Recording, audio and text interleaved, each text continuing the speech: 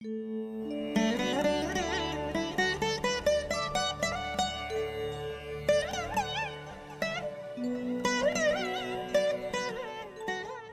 நேயர்கள் அனைவருக்கும் இனிய நல்வாழ்த்துக்கள். எல்லோரும் நன்றாக இருப்பீர்கள். இப்பொழுது ஜூன் மாதம் 2ஆம் தேதியிலிருந்து 8ஆம் தேதி வரையிலான திங்கள் முதல் ஞாயிறு வரையிலான 12 ராசிக்காரர்களுக்கான ராசி பலன்கள் எப்படி இருக்கும்ன்றதை பார்க்கலாம். சிம்மராசிக்காரர்களுக்கு ராசியிலே செவ்வாய் வந்து உட்காரக்கூடிய அருமையான நல்ல அமைப்பு இப்போதற்கு இந்த வாரத்தில் சந்திராசிரமம் சிம்மராசிக்காரர்களுக்கு கண்டிப்பாக கிடையாது. வாரத்தின் ஆரம்பத்தில் பார்த்தீங்கன்னா வளர்பிறை சந்திரனும் செவ்வாயும் அப்படியே சந்திரமங்கல யோக அமைப்பில் அப்படியே உட்காந்துருக்கிறாங்க. சந்திரன் வந்து வலுத்து ராசியில் இருக்கிறதும் 1, 2, 3ஆம் இடங்களில் இருக்கிறதும் மிகப்பெரிய நல்ல அமைப்பு. சந்திரன் வந்து வளர்பிறையில் இருந்தாலே உங்களுக்கு அப்படி ஒன்றும் பெரிய சோதனைகள்லாம் ஏற்படாது. ஐயா, அட்டமத்த சனி நான் ஏற்கனவே ஒவ்வொரு வாரம் சொல்லிட்டேன். வேதை அமைப்புகளில் இருக்கிறதுனால அட்டமத்த சனி உங்களுக்கு நெகட்டிவான பலன்களை இப்போதைக்கு கொடுக்க போகிறதில்லை. 9ஆம் இடத்தில் இருக்கக்கூடிய சுக்கிரனும் 11ஆம் இடத்தில் இருக்கக்கூடிய புதன் செவ்வாயும் புதன் குருவும் மிகப்பெரிய நல்ல மாற்றங்களை கொடுப்பார்கள், வெற்றியை கொடுப்பார்கள். தம்பி தங்கைகள் விஷயத்தில் நல்லவைகள் நடக்கும். குடும்ப சொத்துக்கள் ஒரு மாதிரி கோர்ட்டு கேஸு போன்றவைகளோடு அலைந்து கொண்டிருக்கக்கூடியவர்களுக்கு மிகப்பெரிய நல்ல மாற்றங்கள், சக்சஸ் இது போன்ற அமைப்புகள் நிச்சயமாக கிடைக்கும். பெரிய சோதனைகள் இந்த வாரம் இருக்கவே போறதில்லை. உங்களுடைய ராசிநாதனாகிய சூரியன் கூட பார்த்தீங்கன்னா இப்போது 10ஆம் இடத்துல தான் இருக்கிறாரு. 10ஆம் இடத்தில் இருக்கக்கூடிய சூரியனும் வரிசையாக, அதாவது 8இல் சனி இருந்தாலும் 7ல் ராகு, 8ல் சனி, 9ல் சுக்கிரன், 10ல் சூரியன், 11ல் புதன் குரு என்கின்ற அமைப்பு ஒரு மாதிரியான நல்ல அமைப்பு இப்போது சிம்மராசிக்காரர்கள் எல்லோருக்குமே. மிகப்பெரிய இதெல்லாம் இருக்காதுங்க. என்ன கொஞ்சம் அலைச்சல் இருக்கத்தான் செய்யும். ஒரு விஷயத்துக்கு 10 நிமிஷம் கஷ்டப்படணும்னா 20 நிமிஷம் கஷ்டப்பட வேண்டியிருக்கும்.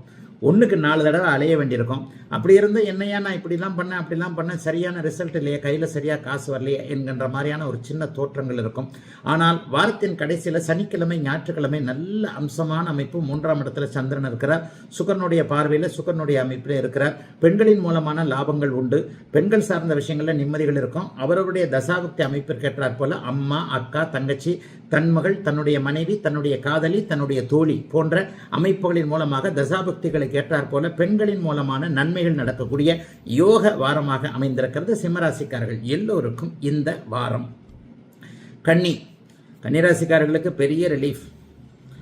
புதன் வந்து இப்போ 7ஆம் தேதி வந்து 10ஆம் இடத்துல ஆட்சியாக குருவோடு சேர்ந்திருக்கிறார். குரு புதன் சேர்ந்திருப்பது, 10ஆம் இடத்தில் சேர்ந்திருப்பது வங்கித்துறை, சொல்லிக் கொடுத்தல் போன்ற அமைப்புகளோடு பேசி பிழைக்கக்கூடிய மார்க்கெட்டிங் துறையில் இருக்கக்கூடிய அத்தனை கன்னிராசிக்காரர்களுக்கும் இந்த வாரத்தில் இருந்து ஒரு 4-5 வாரம் சூப்பராக இருக்கக்கூடிய அமைப்புகள் உண்டு. ராசிநாதன் குருவோடு சேர்ந்து சுபத்துவ அமைப்புல மிகப்பெரிய அளவில் நன்றாக இருக்கிறார். சுக்கிரன் 8இல் மறைந்திருந்தாலும் கூட அவருக்கு வந்து அப்படி ஒன்று பெரிய தீமைகளை கொடுக்கக்கூடிய அமைப்புகள் அங்கே இல்லை. ஆகவே எதிலும் ஓரளவிற்கு கொஞ்சம் ஒரு மாதிரி ஆரம்பத்தில் கொஞ்சம் ஒரு மாதிரியாக இருந்தாலும் கூட அதற்கு பின்பு நல்லவைகள் நடக்கக்கூடிய அமைப்புகள் இப்போது உண்டு. ஆரம்பத்தில் ஒரு மாதிரியான திங்கட்கிழமையும் செவ்வாய்க்கிழமையும் அப்படி ஒன்றும் பெரிய இது இருக்காது. திங்கட்கிழமையும் செவ்வாய்க்கிழமையும் பெரிய அளவில் அப்படி இப்படின்லாம் சொல்ல முடியாது.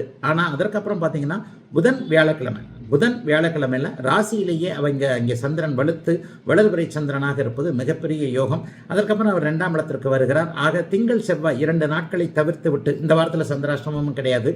புதன், வியாழன், வெள்ளி, சனி, ஞாயிறு இந்த 5 நாட்கள் மிகப்பெரிய நல்ல அமைப்பு இப்போது உண்டு. அதுலேயே ராசியில் அவர் இருக்கிறார் பாருங்க.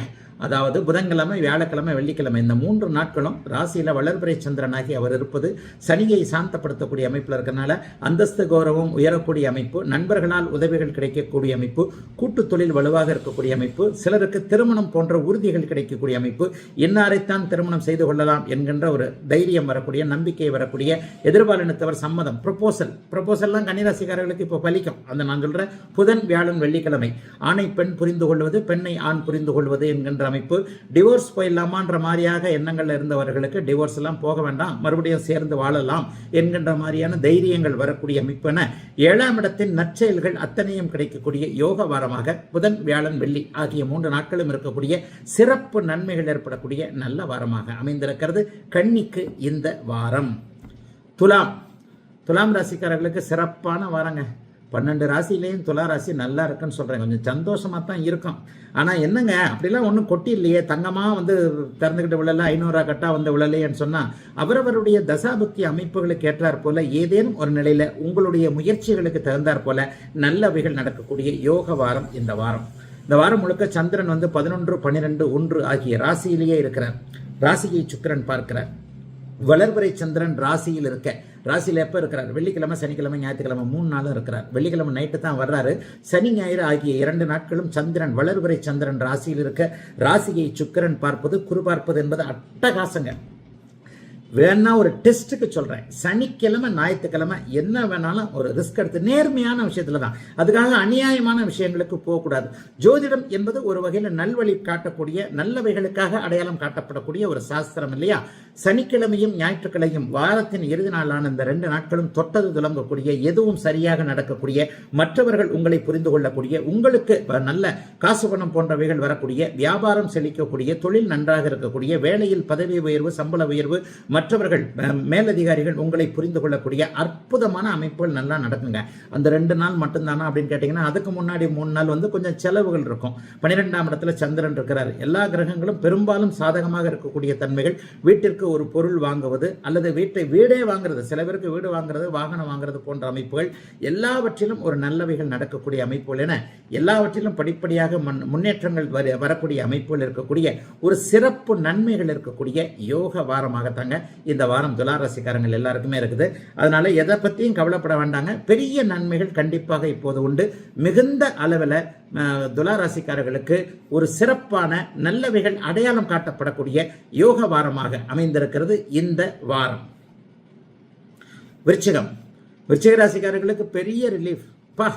ஒரு 3-4 மாசமா அவஸ்தைப்பட்டு போனீங்க. ராசிநாதனுடைய நீச்சம் 9ஆம் இடத்துல நீச்சம். அப்ப அந்த ராசிநாதனுடைய நீச்சம் என்கின்ற ஒரு அமைப்பு உங்களுக்கு படிப்படியாக சில விஷயங்களை என்ன நடக்கும் அப்படின்னு பாத்தீங்கன்னா, ராசிநாதன் எப்போதெல்லாம் பலவீனமாக இருக்கிறாரோ அப்பொழுது எல்லாமே உங்களுக்கு எதுவுமே தொட்டது துலங்காது. 4 மாசமா நீங்க நல்லா இல்லைன்றதுதான் உண்மை. யார் எங்க பக்கம் திரும்பினாலும் எதிர்ப்பு, எந்த பக்கம் திரும்பினாலும் ஒரு வயதானவங்களுக்கு நோய் தொந்தரவுகள், கடன் தொந்தரவுகள், என்னடா அது எல்லாமே இழுத்துக்கிட்டே போகுதே, இந்த மாதிரிலாம் நம்ம பார்த்ததே இல்லையே, ஒரு முயற்சி பண்ணா இப்ப இல்லைன்னா கூட நாளைக்கு நடக்கும்னா கூட மற்றதெல்லாம் எப்படி பண்றது என்கின்ற மாதிரியாக ஒரே சோதனை என்ற புலம்பல்களில் இருந்து வந்து கொண்டிருந்த ராசிநாதனுடைய பலவீனத்தின் காரணமாக எதை செய்வது என்பதை புரியாமல் வைத்திருந்த அத்தனை விருச்சிக ராசிக்காரர்களுக்கும் இந்த வாரத்துல 6ஆம் தேதி நைட்ல இருந்து ராசிநாதன் அப்படியே அந்த நீச்சம் என்கின்ற பலவீன நிலைமை அடைகிறாரு. திரும்ப அந்த லெவலுக்கு அவர் வர்றதுக்கு 1.5 வருஷம் ஆகும். ஆனால் அதை பற்றி கவலைப்பட வேண்டாம். இனிமே படிப்படியாக எல்லாம் இதுவரைக்கும் முடங்கி போயிருந்த விஷயம், ஒருத்தட்ட அனுமதியை வாங்காதது, ஒரு இடத்துல பணம் போய் சிக்கிக்கிட்டது, ஒரு இடத்துல வேலை செய்ய முடியாமல் போனது, ஒரு முடிவெடுக்கிறதுக்கு என்ன பண்ணுறதுன்னு தெரியாமல் சிக்கி திணறிக்கிட்டு இருந்தது, இது எல்லாமே இந்த வாரம் 7ஆம் தேதியிலிருந்து 6ஆம் தேதி இரவிலிருந்து அப்படியே படிப்படியாக நல்ல மாற்றங்கள் வருதுங்க. 8ஆம் இடத்தில் இருக்கக்கூடிய புதனும் குருவும் கொஞ்சம் பங்குச்சந்தை, யோக வணிகம் போன்ற அமைப்புகளில் கொஞ்சம் ஆர்வத்தை காட்டுவாங்க. செஞ்சிடாதீங்க. ஷேர் மார்க்கெட்லாம் ரொம்ப கவனமாக இருங்க. ஏமாற்றம், ஆசை காட்டி மோசம் செய்யக்கூடிய அமைப்பு இந்த வாரம் வரும். ஆனால் நல்ல வேலையாக சந்திராசிரம நாட்கள்லாம் இந்த வாரம் கிடையாது. என்ன நடக்குது அப்படின்னு பார்த்தீங்கன்னா, அவர் வந்து 10, 11, 12 ஆகிய இடங்களில் இருக்கிறார். இந்த இடங்களில் வந்து பெரிய சந்திரனுடைய இயக்கம், பெரிய சோதனைகள் எதுவும் இருக்காது. ஆகவே எதிர்ப்புகள் வலுவிழக்கக்கூடிய, எதையும் சமாளிக்கக்கூடிய அளவிற்கு தைரியம், தன்னம்பிக்கை போன்றவைகள் வரக்கூடிய இயல்பான நல்ல வாரமாக அமைந்திருக்கிறது. விருச்சிக ராசிக்காரர்கள் எல்லோருக்கும் வயதிற்கேற்றார் போல இந்த வாரம்.